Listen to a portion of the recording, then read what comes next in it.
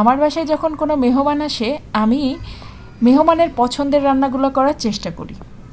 যেমন আমার ছোটো বোনের হাজব্যান্ড এসেছিল আমার বাসায়, তো সে কিন্তু একেবারে কম মশলার তরকারি খাই এবং কাঁচামরিচের তরকারি খাই, তাই আমি প্রতিটা রান্না কাঁচামরিচ দিয়ে করেছি এবং অনেক কম মশলা দিয়ে করেছি। ডক্টর জাহাঙ্গীর কবির স্যারের রেসিপিগুলো ফলো করেছি, তো প্রতিটা রান্না খুবই টেস্টি হয়েছিল। কারণ আমি এখানে শুকনা মরিচ তো ইউজ করিনি, অন্যান্য মশলাও খুব কম দিয়েছি, আর এই রান্নাগুলো সবই অসাধারণ হয়েছিল। আমার যে গেস্ট এসেছিল, মানে আমার ছোটো বোনের হাজব্যান্ড আর ছোটো বোন, তারা কিন্তু খেয়ে খুবই প্রশংসা করেছে। সাথে আরও যারা ছিল তারা সবাই খেয়ে খুব প্রশংসা করেছে। বিশেষ করে এই মাংসটা তো খুবই মজা হয়েছিল, কাটা মশলায় গরুর মাংস অসাধারণ হয়েছিল। আর এটা রেসিপি কিন্তু আমি অলরেডি আমার কুকিং চ্যানেল ঢেউ সুখনে দিয়ে দিয়েছি।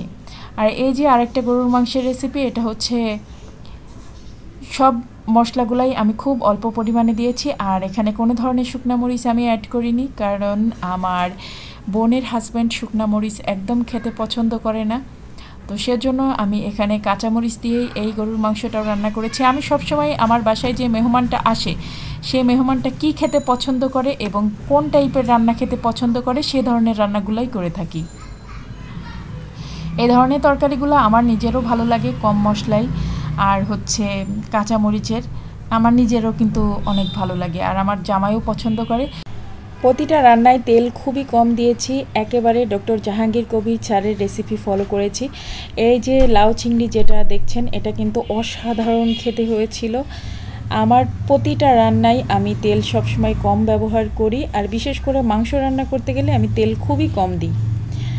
তো এই তো সব রান্নাগুলো আমি টেবিলে নিয়ে চলে আসছি এক এক করে, কারণ সবাই খেয়ে নেবে, অনেকক্ষণ ধরে সবাই অপেক্ষা করছে। আমি কিন্তু আরও অনেক কিছু রান্না করেছি, মাছের ডিম ভাজি করেছি, তারপরে হচ্ছে পায়েস রান্না করেছি, বোরহানি করেছি, সেগুলো কিন্তু ভিডিও করা হয়নি, কারণ এত কিছু ভিডিও করা তো সম্ভব না।